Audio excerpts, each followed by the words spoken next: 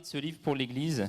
Et en fait, je débute la série aujourd'hui et je vais la poursuivre tout au long de l'année scolaire prochaine, 2019-2020, quand ça sera mon tour de venir devant vous le dimanche matin. Et on va parcourir ensemble ce livre, l'Épître aux Romains. Et j'ai divisé l'Épître en fait de façon à ce qu'en 6-7 enseignements, 6, 7 ou 8, j'ai pas encore pleinement divisé, mais on puisse survoler l'Épître et le faire de façon quand même assez approfondie. Et donc ce matin, on va commencer par l'introduction, la session 1, avec les 17 premiers versets du chapitre 1. Donc, session d'introduction, Romains 1, versets 1 à 17. Alors vous allez me dire, pourquoi est-ce que tu as choisi, David, d'étudier Romains ? C'est une très bonne question.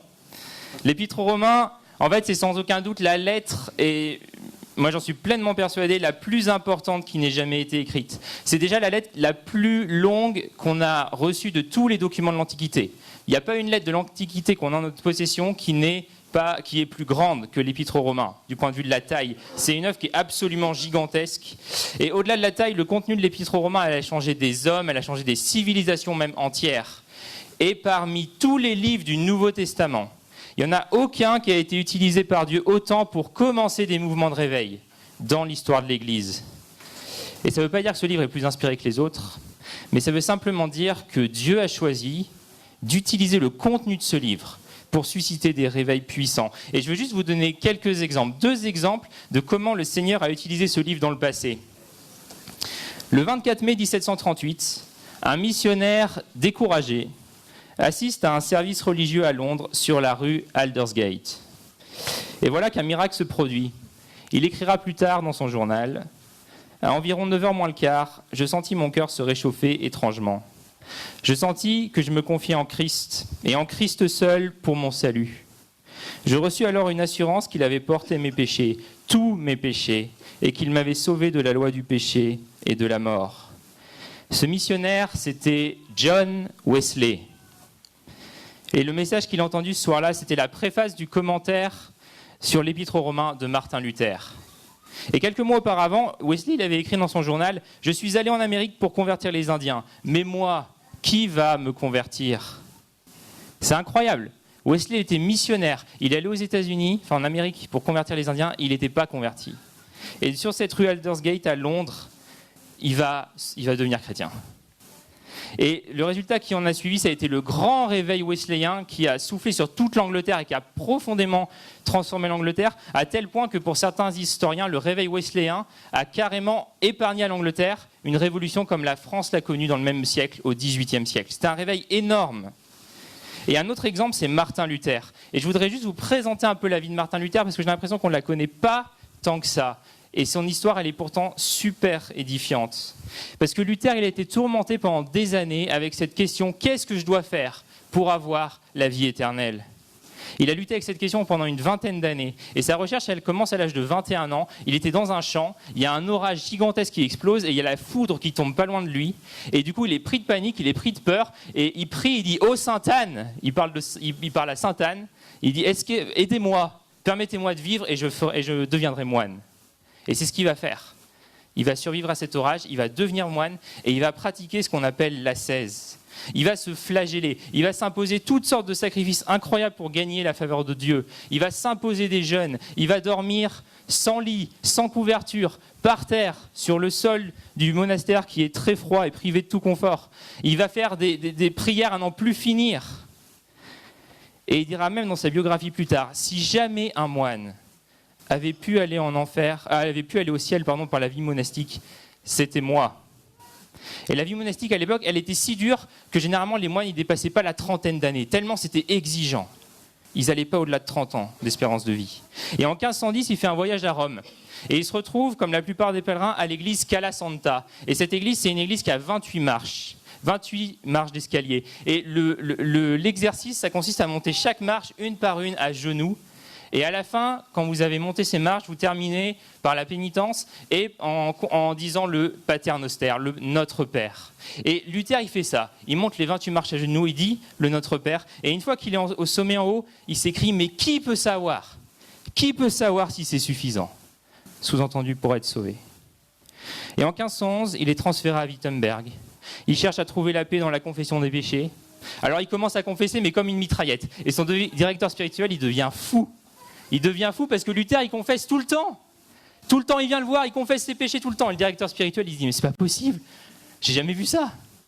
Et on voit ici un homme qui est profondément marqué par son incapacité à réussir à suivre la loi de Dieu. Il n'y arrive pas, il ne se voile pas la face, il se dit, j'y arrive pas, je ne peux pas me sauver moi-même, je suis esclave et prisonnier du péché. Et ce qui va se passer, c'est qu'ensuite, il va étudier les mystiques allemands, ça va lui apporter un certain calme, mais pas pour très longtemps. Et le point tournant, ce qui va se passer, c'est ses études doctorales. Ça va être le point tournant chez Martin Luther. Il enseigne les psaumes en 1513, puis l'épître aux Romains en 1515 et l'épître aux Galates l'année suivante. Et finalement, sa lutte avec la justice de Dieu, elle trouve son aboutissement en Romains 1, verset 17, où il est écrit « C'est l'Évangile qui révèle la justice de Dieu par la foi, et pour la foi, comme cela est écrit, le juste vivra par la foi. » Et je vais juste vous faire une citation. J'ai une citation de Luther que je trouve incroyable et où il témoigne de son expérience. Écoutez ce qu'il dit sur ce verset. « Je brûlais de désir de comprendre ce que Paul voulait dire dans sa lettre aux Romains. La justice de Dieu est révélée dans l'Évangile. Je haïssais cette phrase, la justice de Dieu, que l'on m'avait dit vouloir dire, la justice à travers laquelle Dieu est juste lorsqu'il punit des pécheurs injustes. Mais malgré le caractère irréprochable de ma vie en tant que moine, je sentais que j'étais un pécheur devant Dieu. Ma conscience était extrêmement perturbée et je n'étais pas du tout certain que Dieu était apaisé par mes satisfactions ou mes efforts. De plus, je n'aimais pas ce Dieu juste et vengeur, je le haïssais. Et si je ne blasphémais pas contre son nom en secret, j'étais certainement indigné et je murmurais violemment contre lui. Je disais, n'est-ce pas suffisant qu'il nous condamne à mort pour le péché de nos parents et qu'il nous impose toute la sévérité de la loi ? Doit-il augmenter notre tourment par l'Évangile et annoncer par lui sa justice et sa colère ? J'étais hors de moi. Ma conscience était si violemment heurtée et je m'interrogeais sans cesse sur ce passage de saint Paul dans le désir ardent de savoir ce que Paul avait voulu y dire. Et Dieu a finalement eu pitié de moi. Alors que je méditais nuit et jour et que j'examinais les implications des mots « La justice de Dieu est révélée dans l'Évangile, comme il est écrit, le juste vivra par la foi », j'ai commencé à comprendre que la justice de Dieu, ici veut dire la justice que Dieu donne et par laquelle le juste vivra s'il a la foi. Ainsi, le sens de la phrase est que l'Évangile nous révèle la justice de Dieu, mais c'est-à-dire sa justice passive, par laquelle Dieu, dans sa miséricorde, nous justifie par le moyen de la foi. Immédiatement, je me sentis renaître, et il me semblait avoir entré les portes vastes du paradis lui-même. À compter de ce moment, toute l'écriture me paraissait différente. Je parcourais dans ma tête les textes mémorisés et j'ai noté d'autres termes qui devaient être expliqués de façon similaire.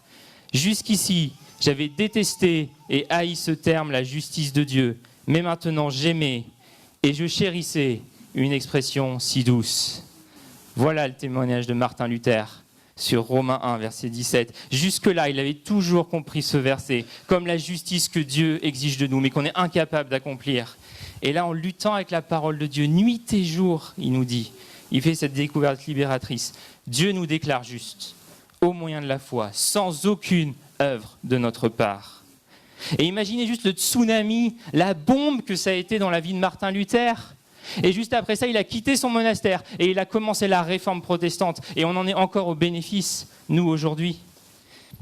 Et en recevant la compréhension de ce verset, Luther, il est délivré de la perdition, mais aussi du tourment, et aussi du doute concernant l'assurance de son salut.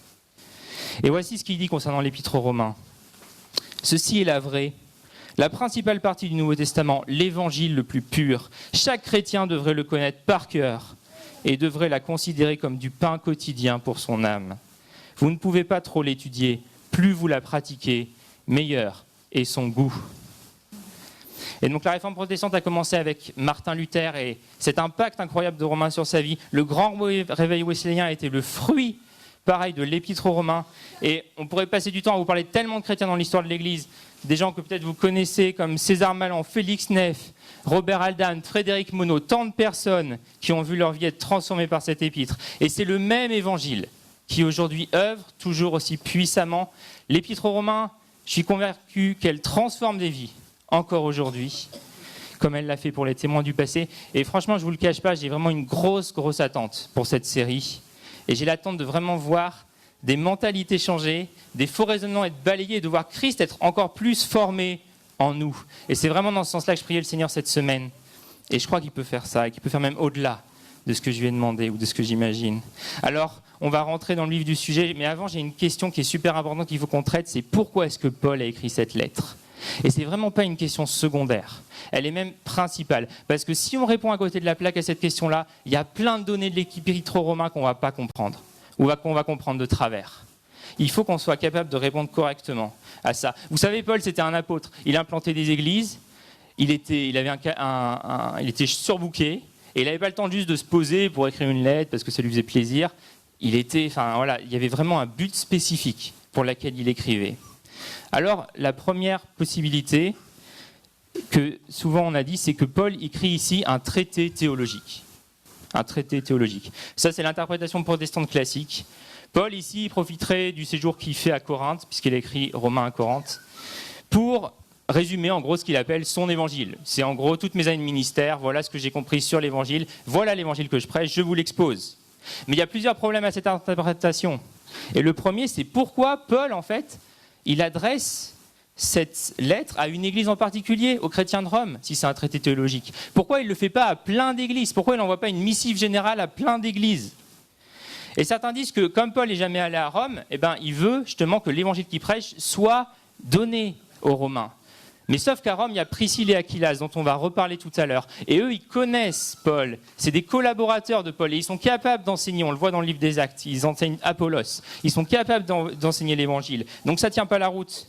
Et ensuite, comment comprendre, ça c'est le deuxième problème, qu'on a affaire à un traité de théologie, alors que Paul, c'est davantage un praticien qu'un théologien enfermé dans sa tour d'ivoire. Paul fait de la théologie toujours dans un contexte donné. C'est toujours de la théologie appliquée. C'est toujours une théologie qui se fait dans la vie personnelle d'hommes et de femmes, de communautés chrétiennes. Ce n'est pas un truc qui est déconnecté de la réalité de la vie. Et par exemple, juste pour vous donner un exemple, pourquoi Paul il a écrit l'épître aux Galates ? Il l'écrit parce qu'il y a une hérésie dans cette église. Il est parti, il a annoncé le salut en Christ seul, il y a des docteurs qui sont arrivés derrière lui et qui disent « Christ, c'est super beau votre salut, c'est génial, mais franchement, il vous faut aussi la loi de Moïse. Il vous faut aussi la circoncision, il vous faut aussi respecter les fêtes. » Et Paul, il réagit à ça. Et voilà pourquoi il écrit Galates, ce n'était pas pour se faire plaisir. Pourquoi Paul est-ce qu'il écrit un Corinthien ? Encore une fois, ce n'est pas parce qu'il n'a rien d'autre à faire, mais c'est parce que les Corinthiens lui ont posé plein de questions. Dans toutes les épîtres aux Corinthiens, vous avez toujours en ce qui concerne les dons spirituels, en ce qui concerne les viandes sacrifiées aux idoles. Paul, il répond aux questions que les Corinthiens lui ont données sur les dons spirituels, sur les viandes sacrifiées aux idoles. Pareil avec 1 et 2 Thessaloniciens. Pourquoi est-ce qu'il écrit ? C'est parce qu'il y a une effervescence eschatologique incroyable. C'est parce que les chrétiens de Thessalonique croient que Jésus est déjà revenu. Ils disent Jésus est là. Non, il est déjà là, il est par ici. Et Paul leur dit, mais en ce qui concerne l'avènement de notre Seigneur Jésus-Christ, notre réunion avec lui, ne vous laissez pas si facilement ébranler dans votre bon sens. Voilà pourquoi il écrit ces lettres. Et donc là, ce serait la seule lettre que Paul écrit hors contexte. Complètement hors contexte d'absolument tout. Et ça ne semble pas du tout coller. Et enfin, il y a un dernier problème et qui est quand même gravissime, c'est qu'est-ce qu'on fait des chapitres 9 à 16 ? Parce qu'ils ne correspondent pas à un traité théologique. Les chapitres 1 à 8 de l'Épître aux Romains, on va le voir ensemble, c'est doctrinal, c'est théologique. Mais les chapitres 9 à 16, si c'est un traité théologique, pourquoi est-ce que Paul nous parle d'Israël, de l'élection, de comment se comporter entre nous au sein d'une communauté, de comment se comporter vis-à-vis des autorités civiles ? Ça ne colle pas. Et donc, le but de la lettre, et je ne sais pas si on pourra l'avoir sur le PowerPoint quand ça marchera, mais en fait, le problème, pourquoi Paul écrit ? C'est parce qu'il y a un problème de racisme. Il y a un problème de racisme. Et de plus en plus de spécialistes, de théologiens sont d'accord avec cette interprétation et je vais vous expliquer ça. Et c'est super important ce que je vais dire maintenant parce que si on ne comprend pas ça, on passe à côté de Romains. On passe à côté de plein d'éléments de cette lettre. Voilà le contexte de l'église de Rome. Les premiers Romains, c'était des convertis, des Juifs convertis le jour de la Pentecôte. C'est Acte 2, verset 10 qui nous le dit. C'est pas Paul qui a fondé l'église, c'est pas Pierre qui a fondé l'église, c'est des Romains eux-mêmes convertis à la Pentecôte, d'origine juive. Alors on ne sait pas vraiment comment ils sont organisés, mais sûrement que quand ils sont retournés à Rome, ils ont commencé à se rassembler, etc. Et puis petit à petit, on apprend qu'il y a des païens qui se convertissent et qui rentrent dans l'église romaine. Et c'est Philippiens 4 qui nous parle de ça. Et on se retrouve ici avec deux catégories de personnes qui doivent vivre l'Église ensemble, qui doivent faire l'Église ensemble, et c'est là que les soucis commencent. Parce qu'il semble bien que la cohabitation entre les chrétiens d'origine juive et les chrétiens d'origine païenne s'est pas très bien passé dès les premiers siècles de l'histoire de l'Église. Et pour cause, les Juifs, de leur côté, ils avaient un sentiment ethnique qui était assez marqué. Pendant des siècles, ils s'étaient vus comme le peuple élu de Dieu, mais ils n'avaient pas compris que cette élection, elle était dans le but de bénir toutes les familles de la terre. C'est ce que Dieu dit à Abraham en Genèse 12, c'est « Toutes les familles de la terre seront bénies en toi ». L'élection d'Israël, c'était pour la bénédiction du monde entier. Mais ils ont vu cet appel de Dieu sur leur peuple comme une marque de supériorité. Nous, on est meilleurs que les autres. Nous sommes le peuple élu. Et puis, il y avait un dédain pour ceux qui n'étaient pas juifs, pour les païens. Ils avaient même un mot qui s'appelait le goïm, qui était une insulte en fait. Goïm en hébreu, ça veut dire païen. Et c'était une insulte. C'était, ce sont des pauvres païens. Ils n'ont pas le temple, ils n'ont pas les sacrifices, ils n'ont pas la loi de Moïse. Ce sont des goïms. Et côté juif, on peut aussi voir que l'entrée des païens parmi le peuple de Dieu, ça a été assez difficile à accepter quand même. Je ne sais pas si vous vous rendez compte, pour Pierre dans Acte 10, la barrière, elle semblait assez infranchissable. Dieu, il met quand même les grands moyens pour convaincre Pierre et pour lui dire « Ok, les païens, ils ont part aussi à l'évangile ». Et donc ça, c'est du côté juif, mais du côté des Romains, c'était vraiment pas mieux. Tous ceux qui n'étaient pas romains, ils étaient appelés des barbares, tout simplement. Les Romains étaient le peuple conquérant, qui se voyait comme les seuls civilisés. Et les chrétiens d'origine païenne, ils avaient été enseignés par Sénèque, un auteur romain, que les Romains devaient mépriser les coutumes de cette nation maudite, en parlant de la nation juive. Et vous savez, quand pendant des années, on vous rabâche un discours sur le fait que vous êtes la race la plus importante, la meilleure, tout ce que vous voulez, ça met du temps, cette pensée, à sortir de la tête. Ça ne part pas comme ça du jour au lendemain. Et puis si ça ne suffisait pas, les choses se sont empirées. En l'an 49, il y a des troubles au sein de la communauté juive de Rome, à cause de l'évangélisation de ces communautés. Il y a des troubles, et donc l'empereur Claude, il écrit un décret en 49 qui expulse tous les juifs de Rome, notamment les responsables. Donc tous les juifs, qu'ils soient chrétiens ou pas, toutes les personnes d'origine juive sont expulsées de Rome. Et c'est ainsi que des leaders de la communauté sont expulsés, notamment Priscille et Aquilas. Regardez ce que dit Acte 18, verset 2. Paul trouva à Corinthe un juif nommé Aquilas, originaire des bords de la mer Noire. Il était récemment arrivé d'Italie avec sa femme Priscille, à la suite du décret de l'empereur Claude, expulsant tous les juifs de Rome. Luc, historien de l'Église, nous parle de ce décret de Claude. Et alors, qu'est-ce qui se passe à ce moment-là ? L'Église de Rome ne se retrouve plus que constituée de païens. Il n'y a plus que des païens, tous les juifs sont partis. Et quand les juifs reviennent en l'an 53, ça n'a pas dû se faire sans problème. Parce que sûrement que l'Église avait dû changer de façon significative. Il y avait des nouveaux responsables, de nouvelles habitudes, une nouvelle culture d'Église, sans doute fortement marquée par la culture romaine, bien plus que la culture juive. On avait certainement dû abandonner certaines fêtes. On avait certainement dû commencer à manger du cochon. Et quand les Juifs sont revenus, ça n'a pas dû leur faire très plaisir de voir ça. Et donc, qu'est-ce que fait Paul ? Il écrit cette lettre pour répondre aux tensions qu'il y a dans l'Église suite au retour de Priscille et Aquilas et des Juifs à Rome. Voilà pourquoi Paul écrit Romains. Et quand on comprend ça, mais il y a toute la lettre qui fait sens. Toute la lettre fait sens. Parce que Paul, il n'arrête pas de parler des non-juifs et des juifs. Tout le temps dans Romains. Et dans ce contexte, la section sur Israël, au chapitre 9 à 11, elle prend tout son sens. Parce que Paul y répond à la question, mais qu'est-ce qu'il advient du peuple juif ? Maintenant que les païens sont rentrés, maintenant que les païens ont part à l'évangile, qu'est-ce qu'il advient du peuple d'Israël ? Et pourquoi est-ce que Paul il écrit une section sur l'entente au sein de l'Église ? Pourquoi il dit « Faites-vous bon accueil » ? C'est parce qu'il y a ces tensions-là au sein de l'Église. Pourquoi il parle de la façon de traiter le pouvoir civil romain ?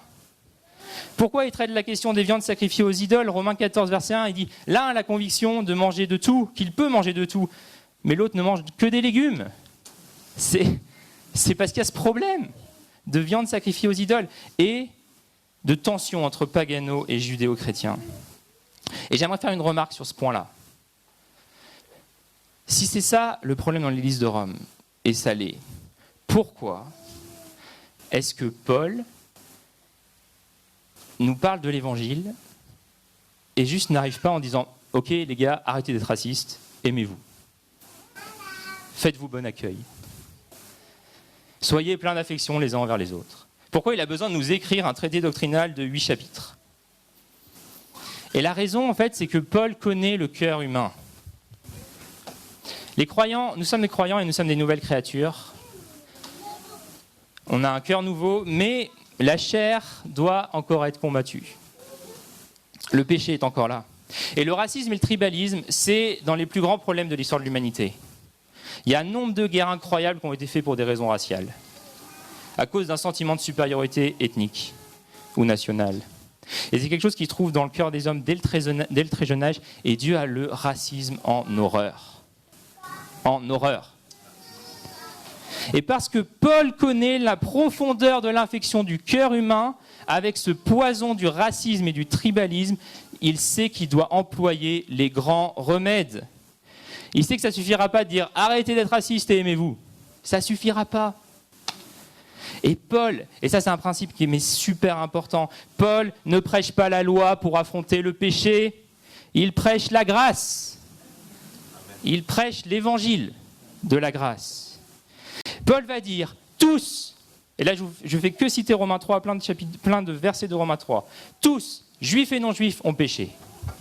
Tous, juifs et non-juifs, sont sous la domination du péché. Le monde entier, juifs et non-juifs, est reconnu coupable devant Dieu. Et tous, juifs et non-juifs, et péché, et de façon symétrique, tous, juifs et non-juifs, sont justifiés par grâce au moyen de la foi. Parce que le salut, il est par la foi, il n'est pas par quoi que ce soit d'autre, ni par la naissance, ni par l'appartenance à un peuple, ni par le sang, ni par les œuvres de nos ancêtres. Il est par grâce au moyen de la foi. Et il dit en Romains 3, « Dieu est-il seulement le Dieu des Juifs? N'est-il pas celui aussi des non-Juifs? Oui, il est le Dieu des non-Juifs, puisqu'il y a un seul Dieu qui déclarera les circoncis justes sur la base de la foi et qui déclarera les incirconcis justes au moyen de la foi. » Donc qu'est-ce qu'il faut comprendre de tout ça? C'est que l'évangile de la grâce, en fait, c'est ce grand égalisateur face aux prétentions raciales. On a tous péché devant Dieu, peu importe notre origine ethnique, et on est tous sauvés de la même façon devant Dieu, peu importe notre origine ethnique. Ce que Paul est en train de dire, c'est l'évangile qui va vaincre le péché dans vos cœurs, qui va vaincre le racisme dans vos cœurs. Paul, il ne prêche pas la loi, il prêche l'évangile, et après il dit, à cause de l'évangile, votre vie doit être différente. Et l'idée, c'est vraiment ça, c'est que si on comprend l'évangile, et moi c'est juste mon but dans cette traversée de Romains, c'est de vous montrer comment l'évangile est tellement incroyable. Si on comprend l'évangile, on va avoir une vie qui va être transformée. Le remède, c'est pas de placer les chrétiens sous une nouvelle loi. Parfois on fait ça. Hein. On dit, bah t'es né de nouveau, c'est super mon frère, mais maintenant il faut faire ça. Hein. Mais ça, c'est pas l'évangile. Est-ce que vous avez remarqué? Voilà, Paul ne dit pas arrête d'être raciste. Qu'est-ce qu'il dit? Il dit vous avez tous été sauvés par grâce, peu importe d'où vous venez. Et donc à cause de cela, entendez-vous bien, juifs et non-juifs. Et Paul il fait ça dans toutes ses lettres. Regardez sur l'humilité dans Philippiens. Il dit pas aux chrétiens mais sois humble, soyez humble. Il dit pas ça. Il dit mais Jésus a été humble en venant en homme et en mourant à la croix. Vous avez été sauvés par celui qui est humble. Vous êtes en lui. Et bien, à cause de ça, devenez humble comme lui. Merci. Et c'est pareil, il y a tellement de thématiques. Sur les esclaves, Paul ne dit pas traite bien les esclaves dans ta maison. Il va voir les maîtres et il leur dit vous, maîtres qui êtes croyants, vous êtes esclaves du Christ. Et les esclaves qui sont dans ta maison, qui sont croyants, c'est des affranchis du Seigneur. Et bien, à cause de ça, traite tes esclaves avec équité et justice. À cause de l'évangile. À cause de l'évangile. À cause de l'évangile, notre manière de vivre doit changer, doit être différente. Et frères et sœurs, à cause de l'évangile, qu'on ne retrouve pas un soupçon d'attitude qui corresponde au racisme dans notre Église. En Christ, nous sommes un seul homme nouveau, et donc dans l'Église, soyons un signe pour les nations. Amen. Alors j'ai une dernière question, c'est quel est l'évangile prêché par Paul?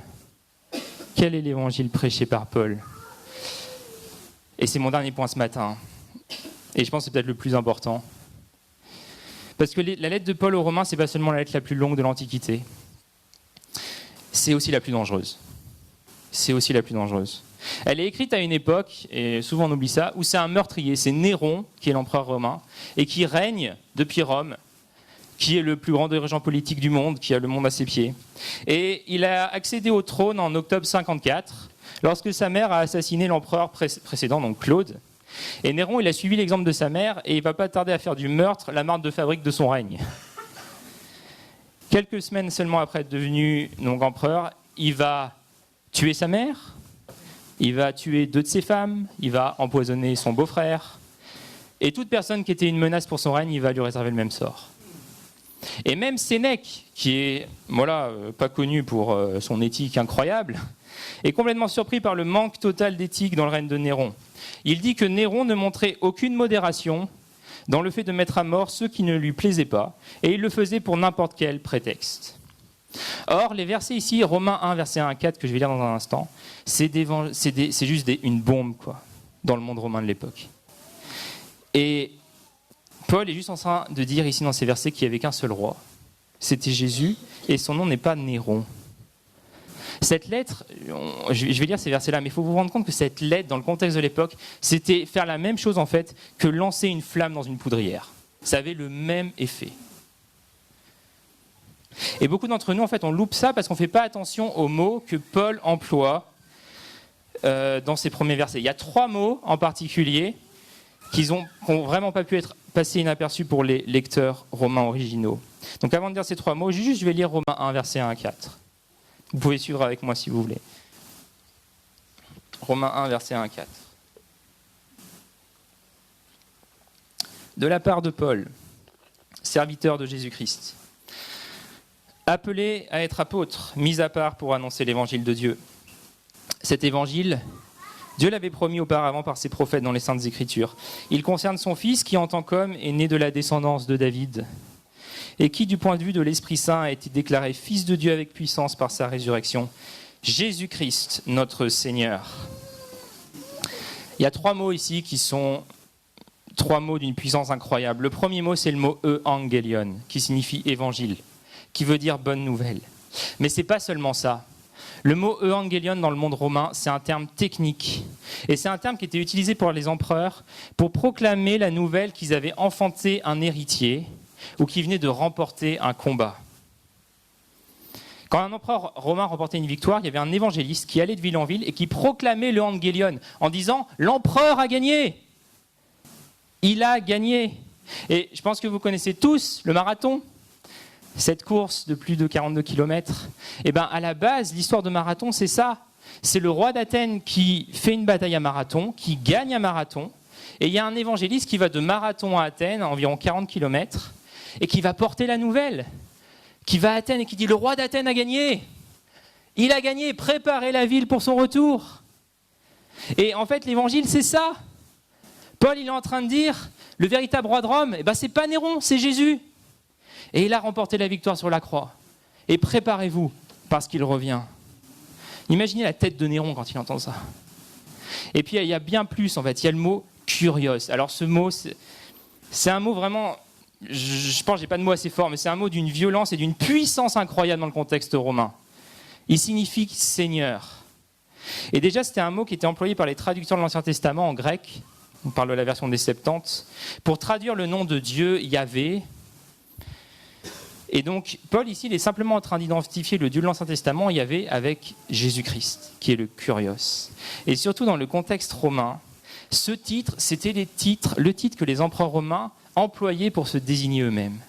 Ils disaient, nous sommes les Kurioi, nous sommes les seigneurs, nous sommes les empereurs. Et le Kurios, pour les Romains, c'est celui qui règne, mais de façon ultime, qui règne sur le monde. Et Paul, qu'est-ce qu'il fait ? Il annonce le règne de Jésus-Christ, le Kurios. Et il dit, il n'y a qu'un seul vrai Seigneur, et c'est pas Néron, c'est pas l'empereur, c'est pas César, c'est Jésus ressuscité des morts. Le premier acte de Néron en tant qu'empereur, ça a été de déifier Claude, son prédécesseur, et il se disait lui-même Divi Filius, c'est-à-dire fils d'un dieu. Et Paul, regardez ce qu'il dit ici, il répond et dit, du point de vue de l'Esprit Saint, c'est Jésus qui a été déclaré fils de Dieu, avec puissance. Et ça ne peut pas passer inaperçu dans le contexte romain, ça. Paul, il sait quelque part qu'il est en train de signer son arrêt de mort, que sa tête, elle est mise à prix suite à ce qu'il est en train d'écrire. Et il y a un dernier mot, c'est le mot Christos. Christos qui signifie Messie ou Christ. Et c'était le mot qui était utilisé encore une fois dans l'Ancien Testament grec pour se référer à l'héritier du roi David. Ah, super. J'avais pas vu qu'il était là. Et donc, pour se référer à l'héritier, c'est ça, ouais, du roi David, qui prendra un jour le trône de David et qui établirait son royaume, le royaume de Dieu sur terre. Et on a une prophétie dans Daniel 7 où il est dit que ce Christos va venir et il va confronter l'Empire romain, la grosse bête avec des dents en acier, et son dirigeant arrogant. Et il va détruire cet empire. Et là, ce que Paul est en train de dire, c'est que Jésus-Christ est venu et qu'il est en train de détruire cet empire. Et que l'évangile va progresser et va même aller jusqu'à Rome et signer la défaite de l'empereur romain. Alors, j'aimerais juste vous dire que l'évangile, ce n'est pas un message d'amélioration de soi. Paul ne prêche pas ça. Ce n'est pas un message d'amélioration de soi du style Jésus va améliorer ta vie, va améliorer ton mariage, va améliorer ta vie professionnelle. Donc on est d'accord que Jésus se tient avec nous dans toutes ces choses, mais l'évangile de Paul, c'est Jésus est Seigneur, Jésus est maître, Jésus est roi du cosmos et de l'univers, rien d'autre que ça. Et l'historien de l'Église Michael Green nous dit la première et la plus répandue des confessions christologiques dans l'Église primitive semble bien avoir été Jésus-Christ est Seigneur. C'était ça l'évangile que les premiers chrétiens annonçaient. Et voilà ce qu'il dit, ce mot provoqué comme une décharge électrique. L'évangile de Christ était l'étincelle qui mettait le feu aux poudres de la société. L'évangile que nos prédécesseurs dans la foi ont annoncé, c'est Christ est Seigneur. Et regardez en Actes 17, versets 5 à 8, l'effet de cet évangile. Acte 17, je lis. Cependant, les Juifs restés incrédules prirent avec eux quelques hommes qui traînaient sur les places, provoquèrent des attroupements, semèrent ainsi le trouble dans la ville. Puis ils se rendirent à la maison de Jason et cherchèrent Paul et Silas pour les amener vers le peuple. Ne les ayant pas trouvés, ils traînèrent Jason et quelques frères devant les magistrats de la ville en criant « Ces gens qui ont bouleversé le monde sont venus ici. » Et Jason les a accueillis.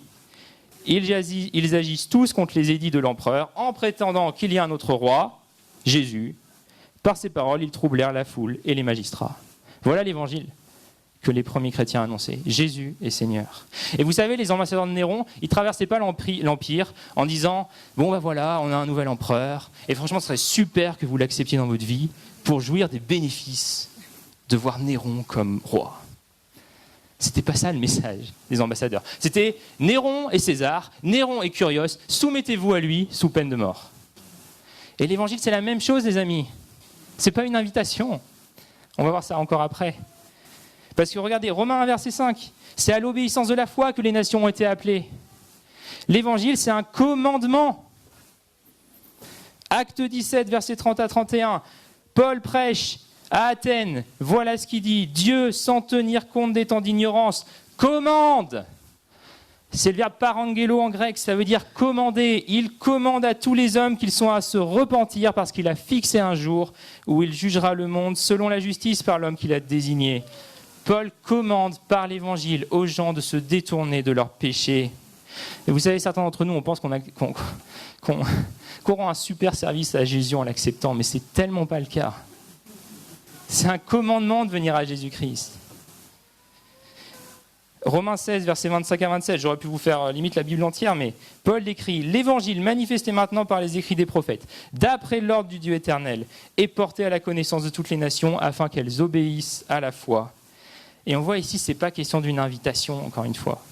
Mais c'est même pas une suggestion, mais c'est un ordre. C'est un ordre. Parce qu'une simple invitation, vous savez, elle minimise la gravité du péché. Elle banalise le péché et elle enlève de la gloire à Dieu. Et une simple invitation, elle dilue, mais considérablement, le besoin impératif qu'on a tous de salut. Alors voilà l'évangile que Paul prêche. Il concerne Jésus-Christ, roi, Seigneur de l'univers. C'est l'évangile de Dieu concernant son Fils. Et je vais en remettre une couche, mais pour beaucoup de chrétiens, l'évangile, c'est un peu une formule savante. Du style, mon péché, plus la grâce de Dieu, plus le sacrifice de Jésus égale mon salut.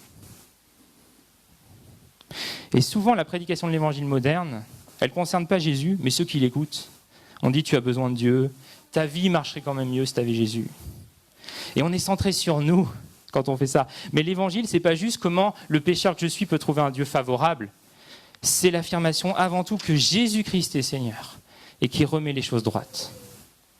Et l'évangile, c'est pas moi et ma petite vie et le plan merveilleux que Dieu peut m'accorder, ce qu'il peut faire avec moi, mais c'est plutôt Dieu au centre et comment nous, on entre dans son plan de rachat de l'humanité, comment nous, on rentre dans ses plans.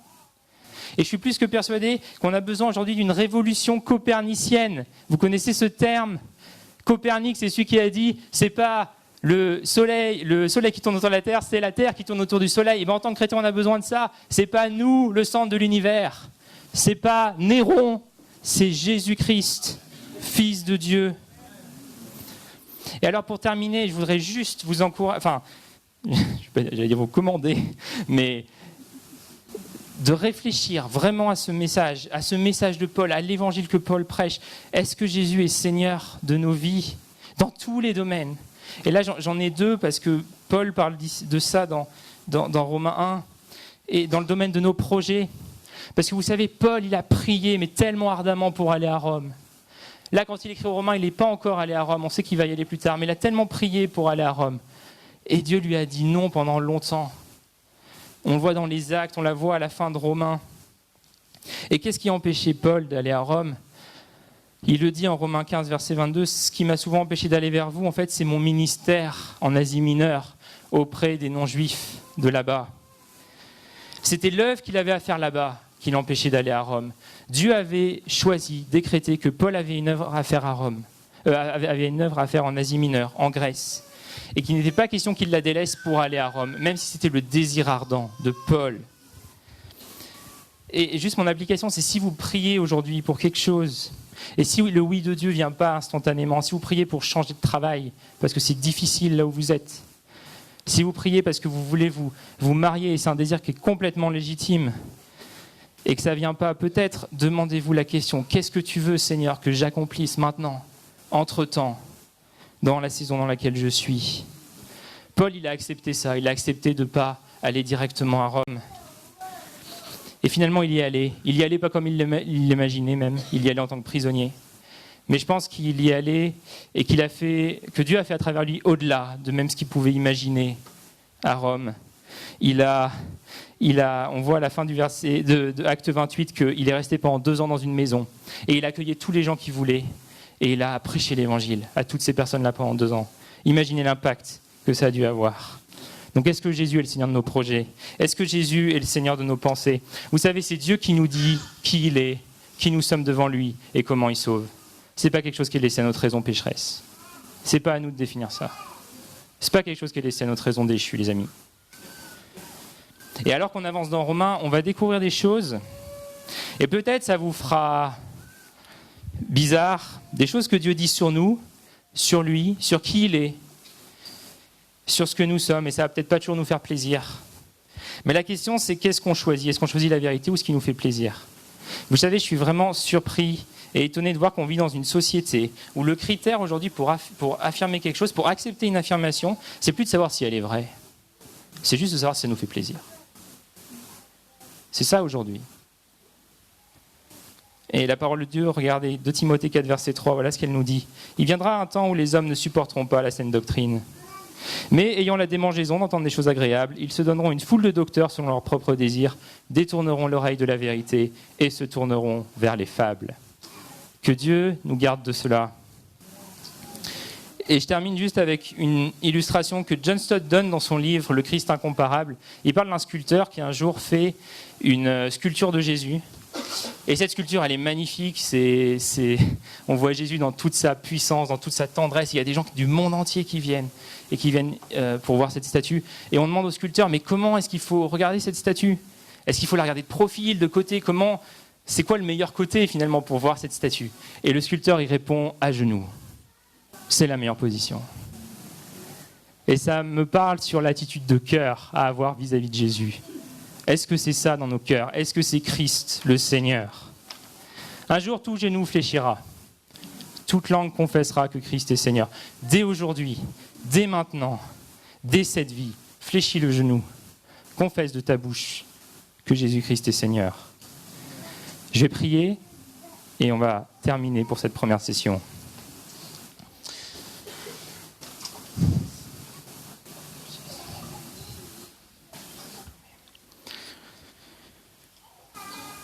Seigneur, Paul nous dit « Je n'ai pas honte de l'Évangile. Je n'ai pas honte de l'Évangile. » Seigneur, je crois que nous avons tous ici, dans cette pièce, à un moment ou à un autre dans notre vie, été gênés de nous afficher comme croyants, été gênés de nous affirmer comme croyants à l'Évangile, Seigneur. Et je pense que c'était le cas de Paul aussi, en tout cas c'était le cas de Timothée. Seigneur, on est encore beaucoup plus sensible, beaucoup trop sensible au monde, bien plus que ce qu'on imagine. Donne-nous d'être fiers de l'Évangile, Seigneur, parce que c'est ta puissance pour le salut de quiconque croit, juif comme non-juif. Seigneur, donne-nous d'être fiers du Messie crucifié que nous avons. Oui, c'est un scandale pour les Juifs, oui, c'est une folie pour les païens, mais c'est la puissance de Dieu, la sagesse de Dieu, pour tous ceux qui sont appelés, autant juifs que païens. Seigneur, nous avons un Messie crucifié qui est roi de l'univers, qui est roi du cosmos, qui n'est pas seulement crucifié, mais qui est ressuscité et qui règne à la droite de la majesté dans les lieux célestes. Il règne dès maintenant et à jamais. Seigneur, donne-nous de vivre selon cet évangile-là, Seigneur. Pas selon un évangile qui nous fait plaisir, mais selon l'évangile qui est révélé en ta parole. Merci pour la justification par grâce au moyen de la foi. Merci pour cette découverte qui a libéré Luther. Je prie que tu libères mes frères et sœurs qui ont besoin de cette même révélation, Seigneur, que ceux qui en ont besoin, tu puisses leur donner, Seigneur, cette délivrance et cette libération de comprendre ton évangile de grâce. Et Seigneur, par rapport au racisme, je te demande aussi que tu sondes nos cœurs par rapport au racisme, Seigneur. Que tu nous montres s'il y a en nous des sentiments de supériorité, s'il y a en nous des sentiments de supériorité, Seigneur, je prie que cette Église ce soit un signe pour les nations, qu'il n'y ait plus de murs de séparation entre juifs et non-juifs, entre Français et Africains, entre Brésiliens et Chinois. Seigneur, je prie vraiment pour que tu puisses nous donner de vivre cette unité et d'être libérés de tout sentiment de racisme qui est parfois tellement caché au fond de mon cœur. Seigneur, fais cette œuvre, libère-nous de ça, pour ta gloire. Au nom de Jésus, accompagne-nous dans cette série sur Romains. Seigneur, change-nous, change nos pensées, change ton Église, glorifie-toi. Amen. Amen. Rendez-vous à la rentrée pour la deuxième session. Bon, vous aurez encore affaire à moi cet été, mais on reprendra ça à la rentrée pour la session suivante. Voilà, je laisse la place à Manu pour les annonces.